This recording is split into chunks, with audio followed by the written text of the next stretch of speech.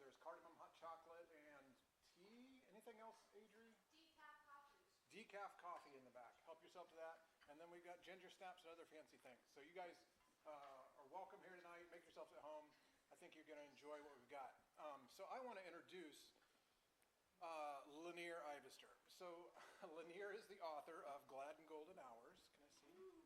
Glad and Golden Hours, which releases officially in the public October 21st, but it's available now. What did I say? October 1st. October 1st, I'm sorry, not the 21st. I'm getting my books mixed up. But it's available now through the Wrap Room store. And we're celebrating that release here tonight. So I've known Lanier since, I think, like 2007-ish.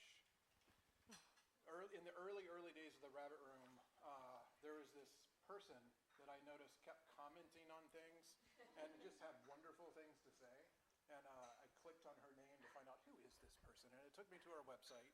And it was just full of wonderful blog posts. I really enjoyed your writing.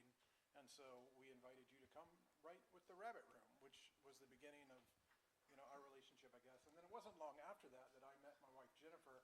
And one of the first things that we did as a dating couple was visit you and Philip at your house in Smyrna. And she taught us how to bind books. That's right. Which she loved books, adored books, was trying to write something of her own, and was binding her own, and it was such a precious memory to me. And we've known each other ever since. She's been a speaker at almost every Hutchmoot, if not every Hutchmoot. Not everyone. I missed Not two. everyone? Okay, she missed 2. So she's been a speaker at 13 Hutchmoots, something like that. She's been a writer for the Rabbit Room blog for ages. She's been published in the Molehill. She's written liturgies for Every Moment Holy. What am I forgetting? She's a poet. She's just a short story writer. Anyway, so for the last, almost a decade, she's been tinkering with a book of her own. And Jennifer and she have been plotting on this book, which is what they're going to talk about tonight. So everybody give a big hand to Lanier Ivester.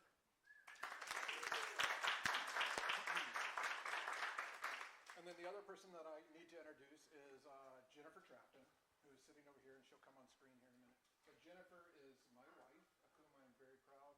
She's a writer in her own right. She's an artist.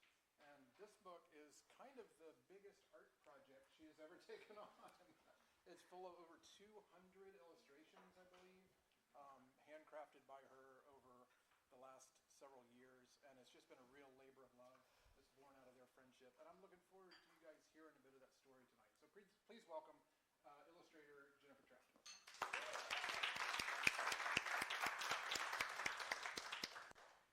Well, I met Lanier at dinner time at the very first Hutchmoot ever. So it was August 2010. Mm-hmm.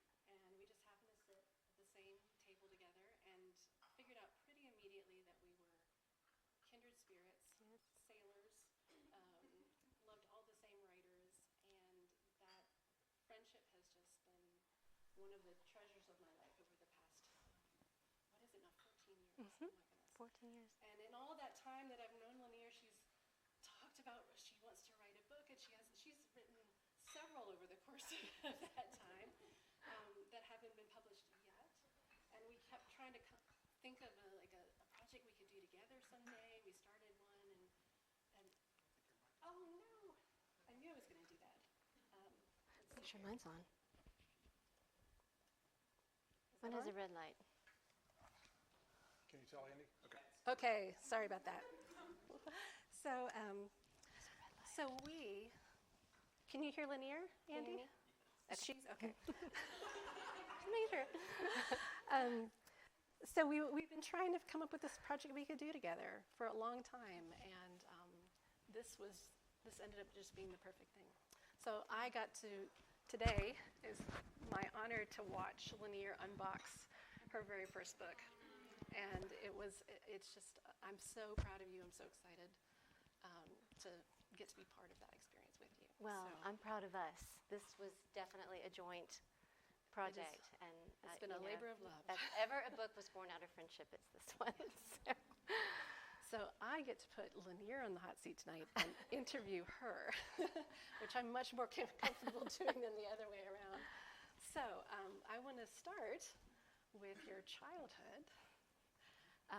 if you don't know Lanier, I think that she was just born loving beauty and probably in a 1940s dress, like from the cradle onward. And you were called the Christmas fairy, right, growing up. You loved Christmas from a very early age, and you loved all the pageantry and the ritual and the beauty and the drama of it. And from what I know of you and your journey, a lot of your life has been about those beautiful ideals crashing up against hard reality and human limitations again and again. And one of my favorite stories from the book is, I don't know how old you were. I was 14. 14, okay. It involves a fancy headdress and candles. And would you tell us the story of St. Lucia's Day? Yes, I would love to. So when I was I'm not sure how far to back up here, but when I was 14, my parents started homeschooling, and back then, that was a minute ago, but there were not the resources that there are now. So, it was very much my mom and my brother and my sister and me at the kitchen table. But that first year, I realized pretty quickly that as much as I had balked against the idea of homeschooling at the beginning, that suddenly I had in my life what Anne Shirley would call scope for the imagination. I had room that I had not had before to just embody some of the things that I had idealized and loved and dreamed about and enjoyed. And there's one thing, I have never been particularly discouraged when I encounter something beautiful in a book or a magazine. It just makes me want to figure out some way to embody it in my own life, particularly when I was young and thought anything was possible. So that Christmas, there was kind of a convergence in things. My sister was the proud recipient of a Kirsten doll, the Pleasant Company dolls, the year before. And so she had all of the Swedish customs and the Lucia dress and all that. And I had the Samantha doll, and that was perfect for me, but I was a little envious of her Christmas set. And then that fall, I read a book by Jenny Lindquist. I don't know if anyone's familiar. Andrew might be. She was a Swedish-American author of children's books, middle grade. Anyway, she described this pageantry of the Lucia Queen, coming in the dark hours of December the 13th and waking her family with carols and a tray of homemade buns. And, it was just this symbolic transition from darkness to light. It was originally believed to be the winter solstice on the 13th by some of the older calendars. And so, I saw this picture in the book of this girl in the long dress and the candles. But the most beautiful thing was that she had this gorgeous headdress of holly with real lighted candles. And if there's anything my husband can tell you that I have a weakness for, it is botanical headpieces and lighted candles. And when you put them together, it was absolute perfection.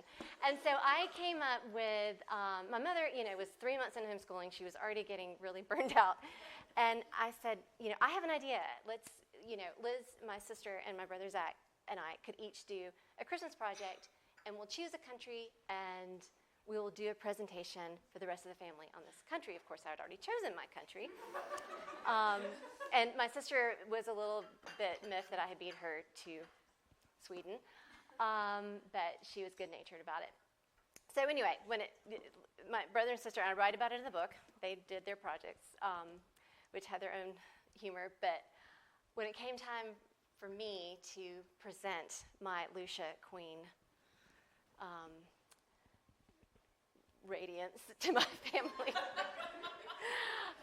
it was, unfortunately, I had to wait till the sun was already up because people would have been mad at me if I'd gone into their bedrooms and woken them up before it was light.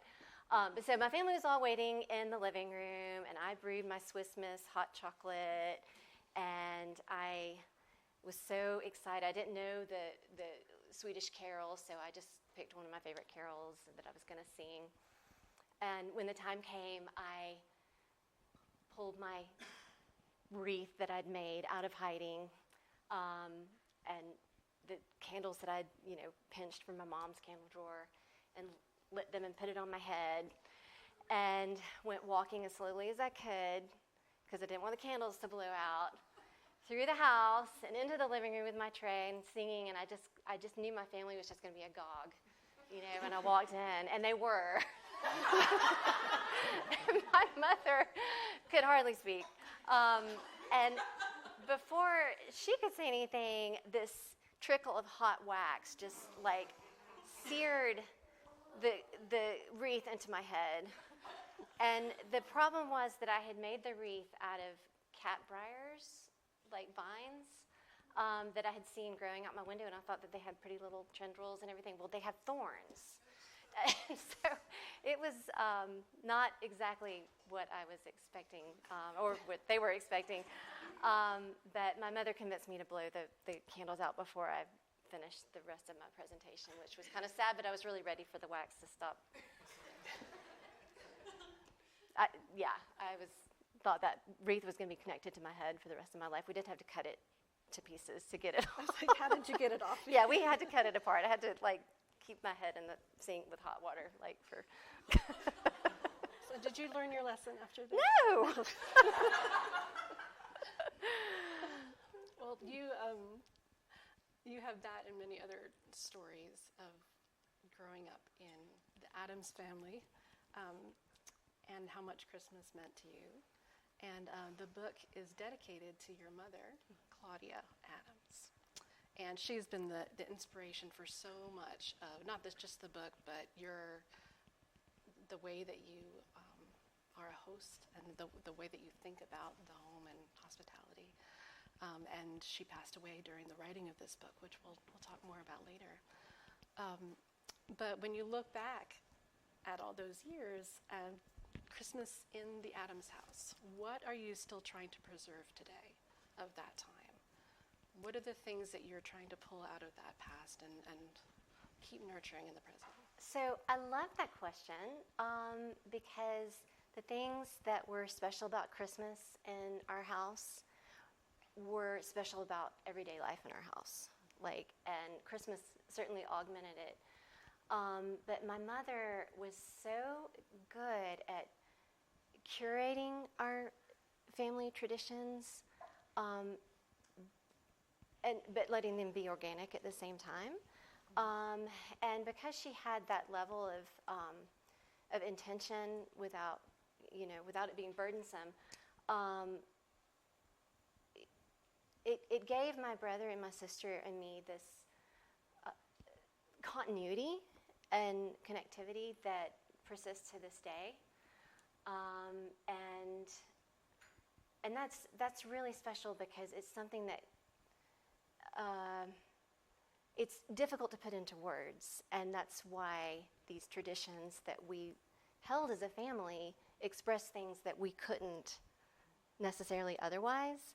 And an example of that, I write about this in the book, but every Christmas, my mother would make this, we called it the sacrosanct Christmas morning casserole. It was only for Christmas, and she made it I don't remember a Christmas that she didn't make it.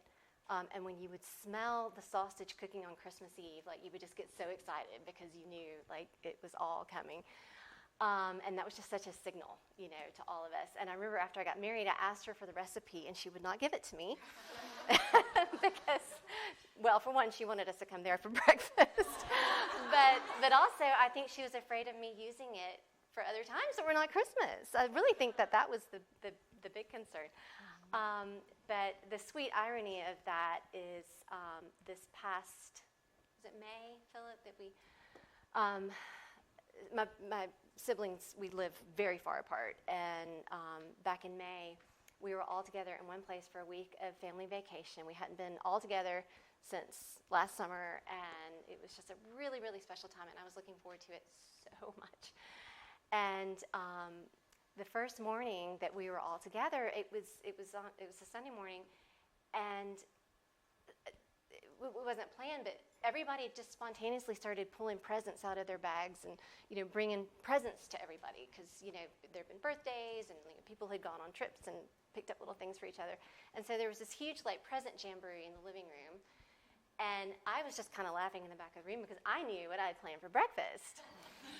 And everyone was like, oh my gosh, it feels like Christmas. And Philip said, y'all won't believe what we're having. And right about that time, the aroma starts wafting out of the kitchen, and my sister just started crying. But, it was just, they knew how much I loved them and how happy I was that they were there. And they knew that I knew it, it was just, so.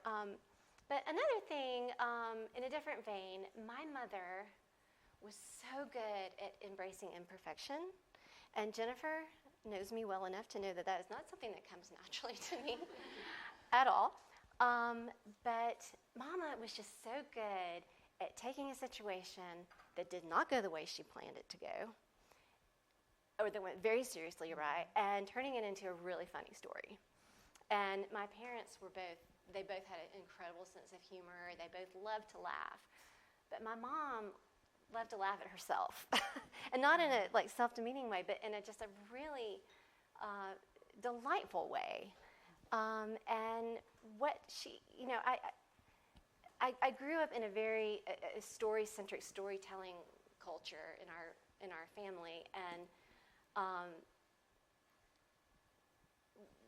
one of the things that I picked up on from my mom rehearsing these funny stories on herself, like, for example, and this is just a little thing that comes to my mind right now, but I think it was the day before Thanksgiving one year, and my sister and my mom and I were all in the kitchen, and we were running around. It was this tiny little 1950s ranch kitchen, bumping into each other, and there was no counter space, and we were all making different things, and my mom was making something with flour. It must have been a cake or a pie crust or something.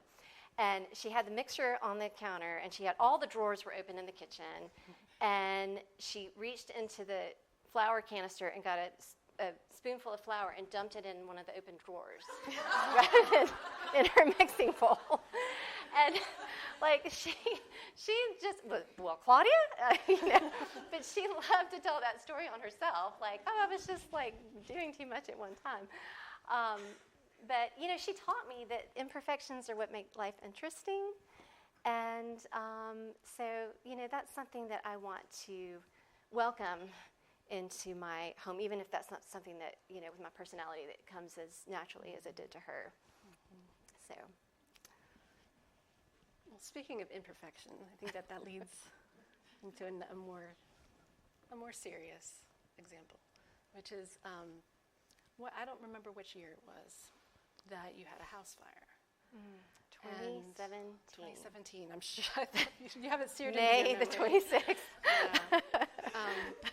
And Lanier and Philip's house, it's called the Rough House. It is an absolutely beautiful, beautiful old 19th century farmhouse. And it has been, Pete told you that one of our first dates, he says, I need to be talking louder. One of our first dates was at Lanier and Philip's house. And it has been for me just this oasis over the years of hospitality and welcome and homely beauty.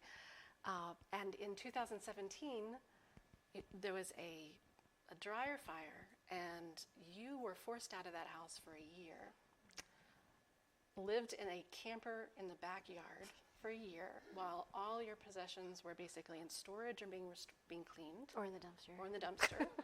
And your house was gutted and being restored. Mm-hmm. And it's a devastating story that you're going to tell in another book someday. Yes. But I remember you saying at the time, and I think you talk about this in the book too, that you really had to wrestle, not just with Christmas at Camp Mara, which is Camp Sorrow is what you called it, but all of those ideals of home and hospitality being sacramental, all of those things were put to a test in that little camper in a way that had never been before.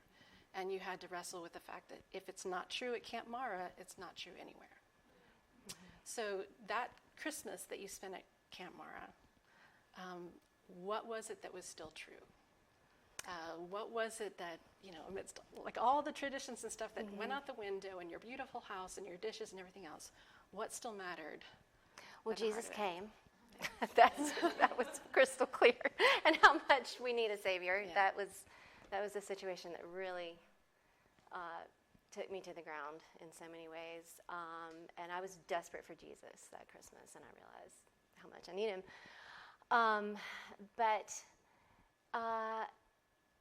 I realized, as Jennifer said, very quickly. In fact, I realized it not experientially, but in theory, as I was following that camper down the driveway when they were delivering it. Like I was coming from the hotel where we were staying, and I pulled in the driveway right after this camper, and I'm like, oh my gosh, that's my house. And it was just trundling, bouncing down my driveway, and I just felt like the Lord said to me, like, everything that's true at the Rough House is going to be true in that camper. And I did not know what to do with that or what that meant, but I knew I was going to find out. I realized very quickly that homemaking and hospitality and beauty had absolutely nothing to do with our circumstances at all. And in fact, like the hospitality to a humorous degree, I just do feel like God does have a sense of humor in some of the situations he allows us to get in that are just so ridiculous. But we had more house guests that year. And you were, Jennifer can tell you, we had an Abby Pickle and Julie Mallon. Like, we had so many people come and stay with us during that year.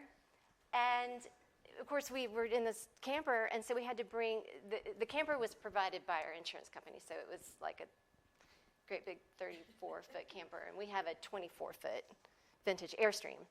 And so we pulled the Airstream over adjacent to the camper to house our guests. You had this like tent city out there. Yes, in the and you stayed in it, and John Cowell came and visited one time, and he stayed in a scamp. Like, at one point, you had Matthew Clark in his. We van had as Matthew. well. It was like an encampment. We had so much company, and it was just so beautiful because everybody that came was part of that story. I think I just lost the thread here, but anyway, hospitality, was just so key. And there were times that we'd have so many people packed in that camper. You could have 5 cats and 2 dogs, you just couldn't even move. And another time in that same vein, Heidi and Glenn Johnson came, and they were planning to come and stay with us in our house, but that was not possible. So they stayed in a hotel and came and just visited us in the camper. And the day before, I'd thrown my back out and spent all day in the emergency room getting morphine, and I had terrible sciatica. It was awful. Mm-hmm. And so by the time the Johnsons came, I couldn't do anything. All I could do was sit on the sofa and let Heidi make me tea, which was really beautiful. And I just realized, that's the side of hospitality too, is receiving. But yeah, and just there's so much I could say about that, and I do kind of pull that out some in the book. But realizing that I had an opportunity to make a home in the wilderness, but that a home had already been made for me in the character of God, and all I had to do was, be welcome there. So many other questions I want to ask you, and I'm trying to. I know we don't have time for all of them.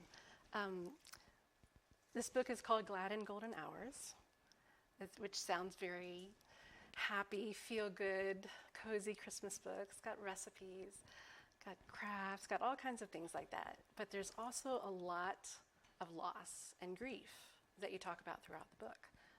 There's the house fire. There's the death of your parents. There's you talk a lot about your struggles with infertility and the unfulfilled longing for motherhood. And so there's a lot of loss. I'm sorry, y'all. It is a lot. So why didn't you call it Dark and Depressing Hours?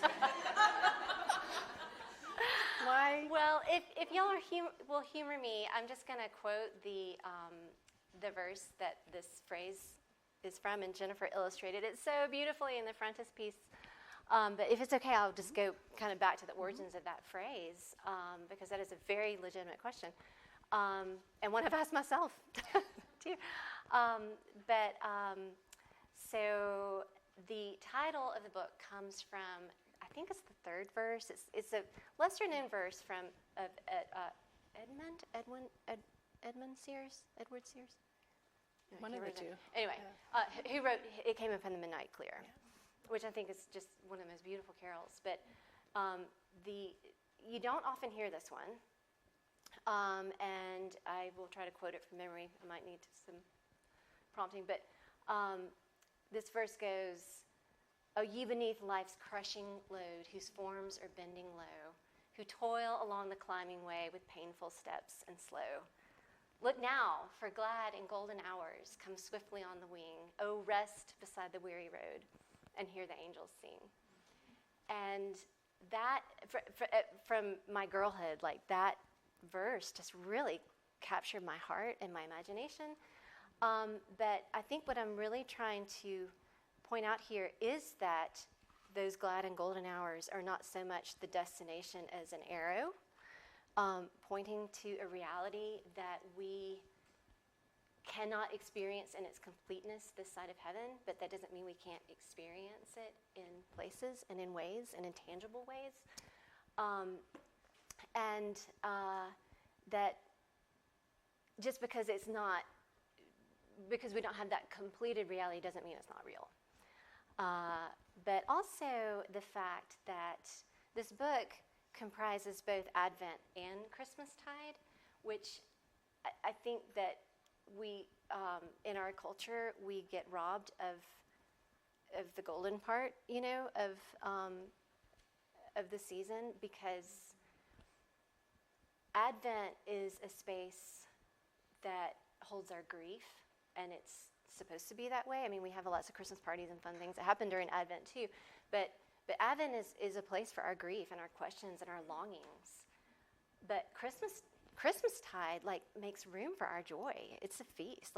Advent is a preparation for a feast, and we need both because we have both in this life, and because the grief isn't the end of the story. And so I think just being able to acknowledge that and articulate that and embody that in truly joyful ways, even in the very midst of the dark and the depressing, is just really a statement of our faith, and it's an articulation of what we believe. And when you say Christmastide, you mean all 12 I mean the days. whole thing, 12 days. Yeah. So you balance the darkness of Advent with a whole lot of feasting. Yeah. Well, before we leave the darkness and the depressing topics, but your mom died in the middle of the writing of this book. That was a huge, huge turning point in so many ways for this project. And we had started this 3 years ago, almost exactly. We had come up with this great idea at Lanier's kitchen table and started it and ground to a halt because you had a year of so much grief. And then we picked it up again. So this is a book that's been on a journey, a really dramatic one. So can you talk a little bit about that process and the journey that the book has gone on, but how you have changed in that time as well? Well, after we'd gotten pretty deep in this project, as Jennifer said, and then after I was able to finally return to the manuscript after, it sounds very Victorian, but really, it was a year. I realized, looking back over what I'd already written, that my mother was already all over this book. And I also realized this is her book. And I, subconsciously or no, I'd already been threading her in. When you're grieving someone, you realize the impact that they have had on you and the way that they have shaped you. And I kind of feel like it may seem obvious to other people that are close to me, like how much my mother has shaped me. But, just really being able to dig into that story and just the finishing that manuscript and then the revision process, which was so fun, Pete. Like, you're the best editor. Was so beautiful for me because it was a way to process my grief in a very creative way. It was so healing, and it gave me so much joy. I felt like I got to spend so much time with my mother, and so that brought a goldenness to the project for me that wasn't there before. But also losing, and Philip and I lost all 4 of our parents within a relatively short amount of time. I mean, 3 of our parents within like a year. And that experience, like, I would have told you 3 years ago that relationships are what matter, and I would have believed that. But going through, that much loss and realizing, oh yeah, we know this experientially now. Our relationships with God and each other are the only things that matter. Like, it's not a hierarchy. That this matters more than this. Like, that's what matters. But all of these ways that we can articulate our love and embody these realities they're so precious. Like, they have more meaning to me than before, because I understand in a deeper way that their ability to communicate our love and our hope. And that's really, really precious to me. So I just feel like it, the significance is even greater than it was before. Like, bringing these physical objects, whether it's decorations or food or, things that you're doing to acknowledge what's happening in the church year. And Philip and I are Anglicans, and one of the things that we love so much about the Anglican tradition is the opportunity every week to just kind of act out the drama of our faith in company with other believers, and articulating our relationship with God and our relationship with each other. And I just really believe that to a much lesser degree that's true of our personal observances and our traditions. And I feel like that leads beautifully into the chapter that you're about to read, which is all about your mother's table. Yeah. Right? All right. So, yeah. All right. Well, I am going to share a reading from Glad and Golden Hours. This is such a privilege. Y'all, thank you so much for being here, and thank you for live stream friends for being here too. This is incredibly, incredibly special. So, okay, so I'm going to put my glasses on because I can't read my own book. Okay, this essay is called "The Empty Table," and you'll see in the book. But the book is structured around a narrative of connected essays. Some more connected than others, and then it's threaded with recipes and crafts and ways to embody these things. So, anyway, all that said, The Empty Table. The year my mother died, the holidays felt like one more mountain to climb after a succession of seemingly endless ranges of exhaustion and grief. A couple of days before Thanksgiving, I went over to Mama's house. It would always be Mama's house to me, though Mama had gone from it forever.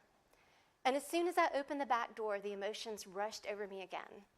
There was the pool table around which so many friends had gathered over the years, the velvet sofa, its down pillow backs permanently dented by Mama's black lab Portia, the wild boar's head my daddy shot with a bow and arrow, and which we ate on for months from small white wrapped parcels in the freezer. Every house has a scent. One of Elizabeth Googe's homes smelled most memorably of old wood and lemon oil and dog. Ours was always wood smoke and cedar and candles and books. And this time the aroma greeted me as kindly as ever, if perhaps a bit reproachfully. The truth was I hadn't been over there in weeks. After nearly 5 months of ceaseless work, we had listed it on the market back in October, and I had vowed within my heart not to so much lay eyes on the for sale sign in the yard until I absolutely had to. Cleaning out the Chestnut Drive house was the hardest thing I'd ever done, and yet it was one of the most precious and meaningful experiences of my life. I felt like an archaeologist excavating a happy past, a past that present sufferings had temporarily obscured. Time and again, I sat in those silent rooms, weeping over some unknown or unremembered evidence of our parents' love for us and for each other.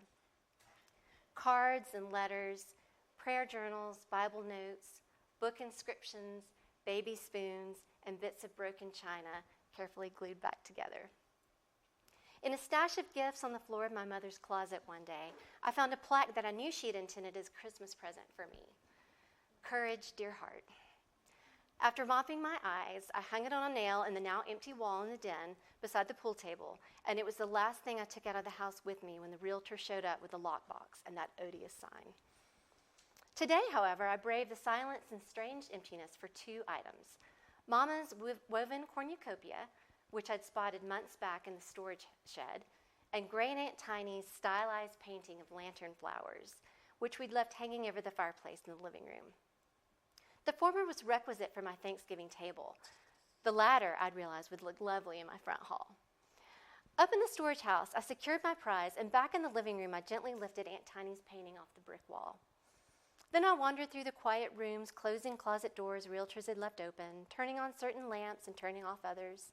In the laundry room, I remember the shock of sorrow over cleaning out the utility closet.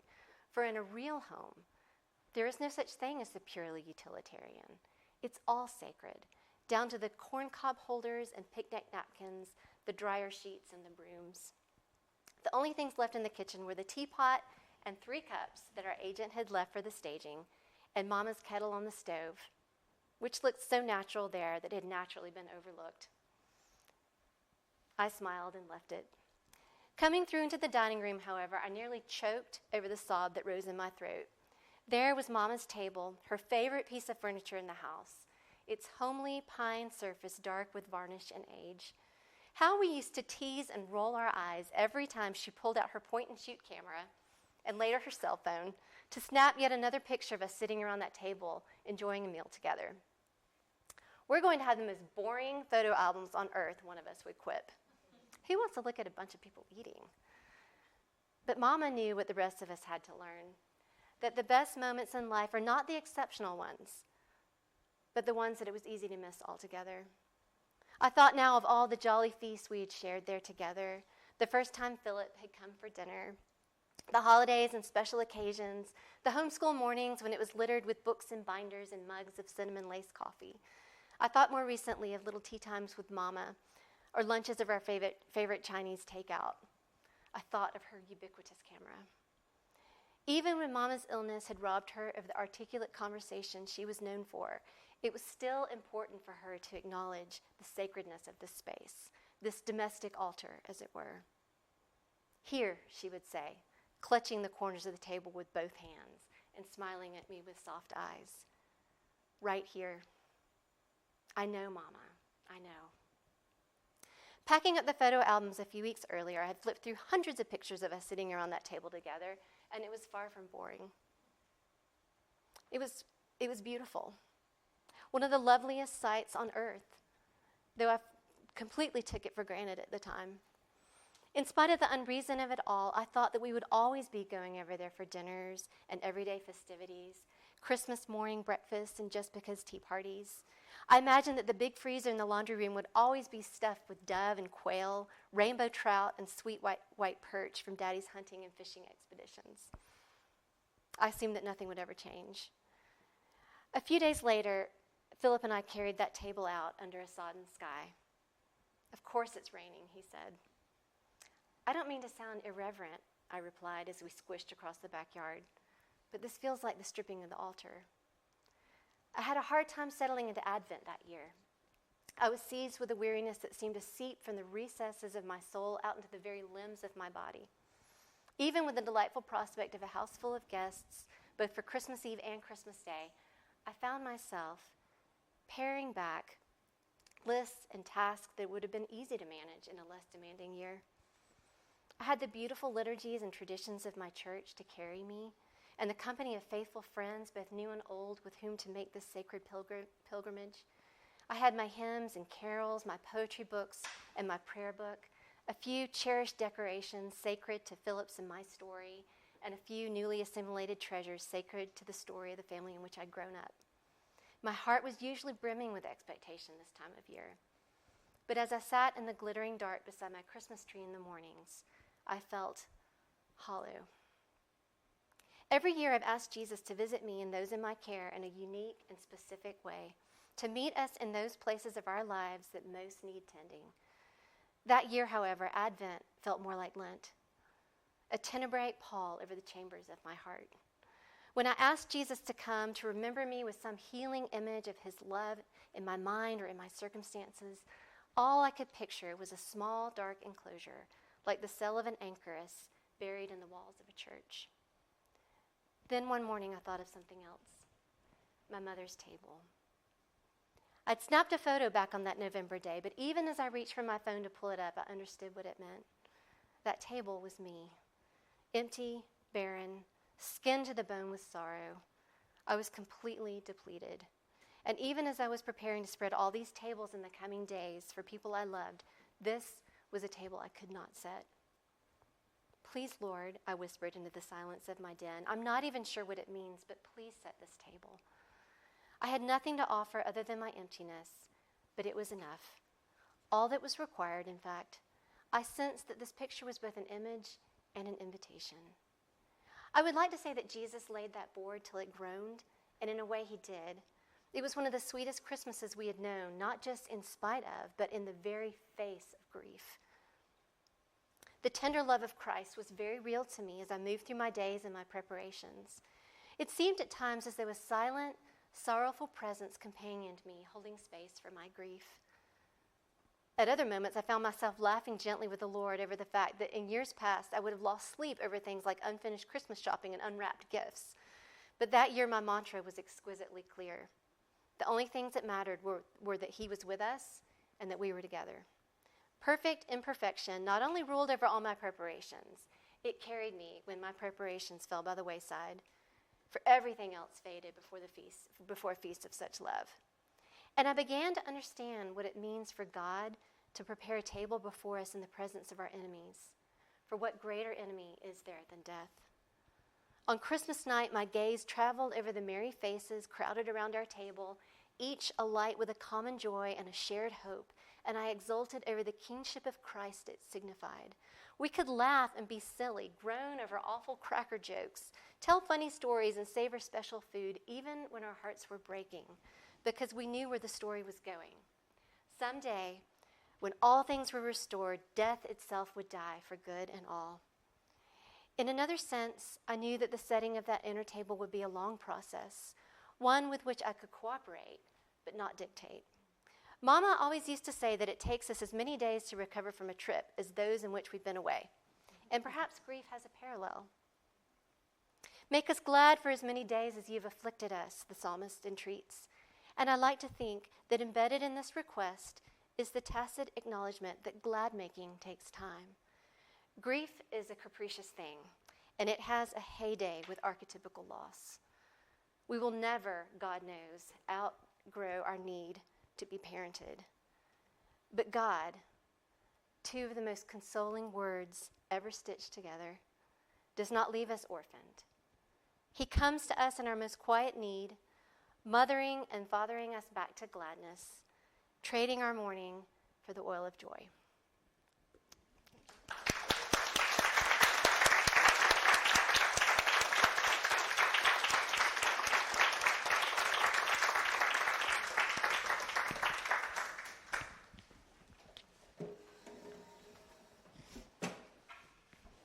Thank you. So can I see the book for a minute? Yes. So I just want to really quickly sum up the book. If anybody's not intimately familiar with it already, it is more than a cookbook. It's more than a craft book. It is those things, but I think you just heard it's so much more. It's called A Companion for Christmas and Advent and Christmastide. And it was a revelation to me, even in the editing process, to discover the narrative that it tells, which is so beautiful. So I know that it looks like a cookbook, but I just want everybody here to understand this is a book that you can sit down and read, and it's going to move you, and you'll be glad you did. I often compare it to Robert Farrar Capon's Supper of the Lamb, which is one of my favorite books of all time.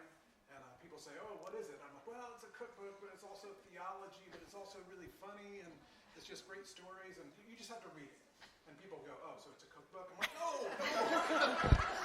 But yes! So anyway, it's that kind of book. I hope that sounds intriguing, not confusing. So I just want to take a few minutes here to see if you guys have any questions for Lanier or Jennifer. And I am comfortable waiting in awkward silence until somebody raises their hand. There's water beside you if you need it. Yes, ma'am. I'm curious, okay, so you guys live far apart. I'm guessing you're in North Carolina? She is in Atlanta. Atlanta. Just kidding. But how did you make it work? With passing the vision, Jennifer catching it, and being able to give representation for it? Obviously friendship helps, but That is a really That's fun a- question. Do that's you a want to fun start and then jump I in? can Or? tell my. Yeah. Let you drink your water first. Okay. I was visiting. So we're about 5 hours apart, right? 5-6 hours. 4. 4 hours. It takes me 5 hours. We drive faster than you. Philip I drives took really a lot fast. of bathroom breaks. So I was visiting one right before Christmas. I think that I was depressed for some reason, and I needed some Lanier time, and so I drove down, and I just remember sitting at the kitchen table as Lanier is making her caramels, her gingerbread caramels, which are in the book, and we were making Christmas cookies, and you remember it differently than me, but like I don't really remember how we got started talking about, just all the things that you do for Christmas and the things that you are important to you that just kind of blow my mind, like ironing the napkins, like for her Christmas dinner every year, and she talked about like ironing napkins as a sacramental act, and I said, I don't understand this, but it's beautiful. I love the fact that you're like this, and I wish you would write about this for people. And you had an idea already stirring in your head, right? About I did. Yeah. I mean, I've had a file on my computer. It's changed names a few times over the years, but essentially it was it wasn't this. It was much more probably surface level than this. But prior to our hatching this idea, I'll just back up a little bit. Yeah. Like Jennifer said, we met at Hutch Meet. We knew we were kindred spirits. And shortly after that, we realized that we'd found a safe place in each other for our work and our words. And we started kind of informally sharing our work, holding each other accountable to self-imposed deadlines, things like that. But I think it was like right after Diana Gleyer's keynote at Hutch Meet when she talked about, bandersnatching or just resonating. Yes. And I was like, we're resonators. Like we have to make this happen. We don't live in the same town, but we can't let that be an excuse. And so we started meeting every Friday for tea over FaceTime. And sometimes we would share our work. We'd always talk about what we were working on. We'd always talk about what we were reading. Sometimes we would have already shared our work and, have comments on it. Or sometimes it would just be, thank you for catching my words this week. Don't read them. So that was in place. You were writing another book at the I time. was writing another book at the time, which she's read all of it. Yeah. God bless her. And so this is something I actually wanted to ask you about, Jennifer, and I'm just going to talk about it. Because we had that practice in place, like this book had a place to develop that it fell naturally into. And it did develop a lot. Oh, yes. Yeah. Oh, yeah. Yes, and that's what I was going to say, actually, because Jennifer has such an incredible eye for, like, and you do too, of course, but, like, what's important here? Like, what needs to be pulled forward? What do you need to foreground? And so you had already started to do that with my other book that I was working on, because I'd sent Jennifer, I'd written this book proposal and, crossed every T, dotted every I, and I sent it to her, and she was like, this is beautiful, and I'm reading it as your friend, but I'm also backing up reading it as a potential reader, and you're kind of glossing over the hard parts, the things that people are actually going to resonate with. And so you'd already helped me kind of identify that tendency. And so when we came to work on this book together, you shaped the narrative as much as I did. I mean, that was, you played a huge role in that. The narrative is yours. Well, yeah, but you. It was fun to be able to talk about what were the ideas and the themes. And so in the first stages, we were just thinking about, just kind of dreaming of what are all the things that we could put in this book, and so we just had such a good time mapping out what the structure of the book was going to be, and what were the different kinds of pieces, and it was also collaborative the other way. So Lanier has been involved in the visual development of the book. She I created a palette with her, in mind, and her house in mind, and I'd go when I would visit her house, I'd take pictures of all the wallpaper she uses, or the decor of the book, and I can't it's adapted and simplified. I can't steal it, but there's some William Morrissey kind of designs in there. So and we talked about each of the sections, what was the color that symbolized that particular week of Advent for Lanier, and what were the images, the metaphors that we're going to So even the artistic angle of the book was something that we were collaborating on and talking about. And it wasn't the sort of book where we sat down and said, okay, there's going to be 15 illustrations and this and that. We just dove in and said, whatever it is will be. And you had no idea what you were going to say. But it was. Pete, this was not an easy book to lay out. It was like a massive puzzle of pieces that poor Pete had to put together. It strengthened our marriage. It did. Well, and so much of the artwork couldn't be even not just completed, but started until the text was finalized. And so, I mean, I have it on good authority that Jennifer had blisters on her fingers from drawing, and It was a mad rush. It was intense. It was really intense. To go back to your question, there was a lot done over Facebook and email. We had a shared Pinterest account in which, because Lanier is a beautiful photographer and has just years and years of Instagram photos and pictures of her house, and so she would just fill this Pinterest account with photos that I could use as reference photos, as well as just design things that you liked. William Morris wallpaper designs that you liked and things like that. So we had this growing Pinterest account, and when she would send me a chapter, I would, create some of the potential artwork and send it back to her. So it really was collaborative from beginning to end, and it was so much fun. I just can't imagine ever having another project that'll be this fun. It was so it's fun. Hard to, it was so much work. It was a lot of work, but it was really, really fun. Yeah. Anybody else? Thanks, Kate. Other questions? Yes. I'm curious, obviously, as friends and as artists, what God taught you throughout the years about what it means to be an artist through this process, because I'm sure there were moments that were super hard, and what you learned about friendship, because I'm sure there were also moments where disagreements can happen. Just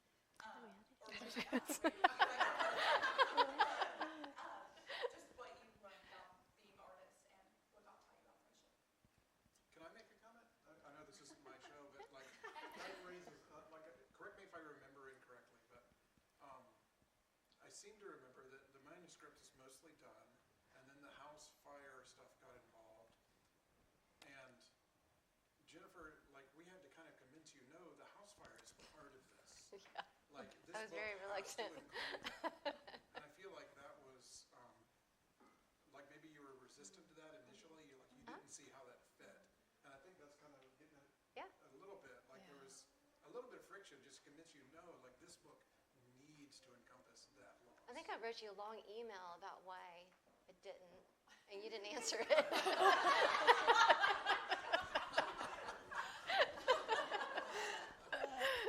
But I think that I was not involved in the editorial process, but I had access to the manuscript, and just reading the comments back and forth between Lanier and Pete were like, it could be a sitcom. It was just, I think It was so at one point Pete made a comment, and Lanier killed Pete in the dining room with the adverb.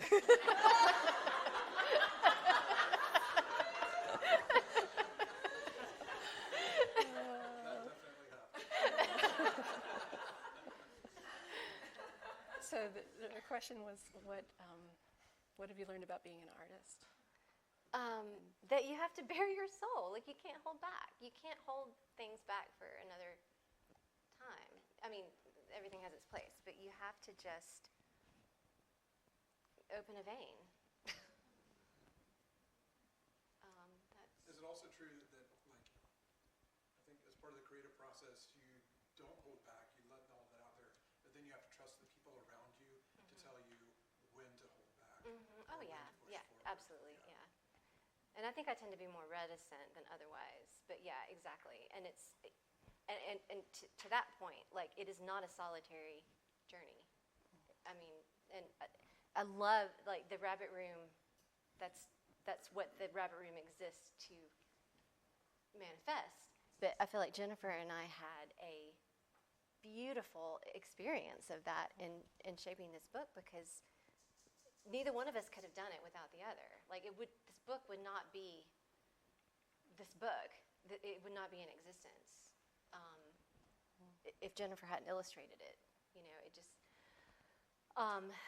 But yeah, we need each other. We absolutely need each other. Now, it sounds kind of, trite, but it's so vital. The things we can't see on our own. And can I add that, like, one of my favorite things about the book, we're talking about our friendship, but that your story and all the very recipes and stuff that are in this book all come out of your community. And so there's a whole cast of characters in this book that you get to know of Lanier's family and community. And a lot of the recipes are so-and-so's cookies, so-and-so's, so this is a book that really arose out of your own little community. And all the things that they have given you. So it's collaborative in that sense as well. Thanks. Yeah. Did that answer your question? Yeah, absolutely. Anybody else? What is your favorite recipe from the cookbook? Oh, what a fun question. Oh, gosh. One of the drinks. Oyster pie. Oyster pie. Oyster pie. It's a toss-up between oyster pie and the that cranberry bourbon shrub thing. I have to say that when we were testing the recipes, like, we had a core of, I don't know, 60-ish people testing recipes, and, like, we set up a spreadsheet where everybody could sign up to test various recipes, and the one for oyster pie just remained suspiciously Well, Chris Backer did. until Chris Backer stepped up to the plate and was happy with the result. He's a good man. Is your mom's Christmas breakfast recipe in here? Yes. It is no longer sacrosanct. There's no well, yeah. Secret is out. The secret is out. Is there anybody in here that helped test recipes? Yeah, raise your hands high. Thank you, guys. Yay! Y'all are the best. Yeah, that was so fun. Maybe time for one more question. Okay, well, if nobody else has got a question, Janir. Chicken pie. That works. That's very. Jennifer and Lanier are going to sign some books if anybody's interested. So the way that we're going to do that is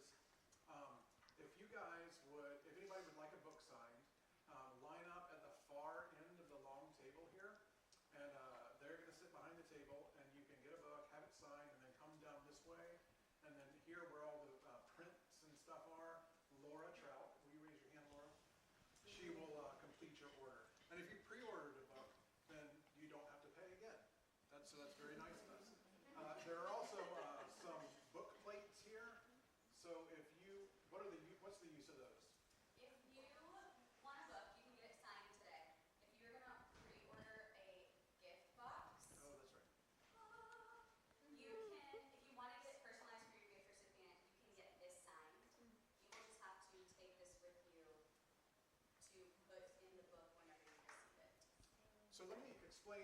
Thank you, Adri. That's great. Yeah, that's great. The gift box. So Jennifer has designed this wonderful printed box that matches the artwork of the book. And in the box, it's meant to give as a gift to somebody else. So within the box is a copy of the book, a custom tea towel featuring Jennifer's art, which Laura is modeling for us right now, and then a bottle of Madagascar bourbon vanilla, which is heavily referenced It's a character in the book. as well as an art print and some bookmarks. So it's a whole package of Glad and Golden Hour stuff that's great to give as a gift. So if you'd like, they're not available tonight, but if you'd like to pre-order one of those for the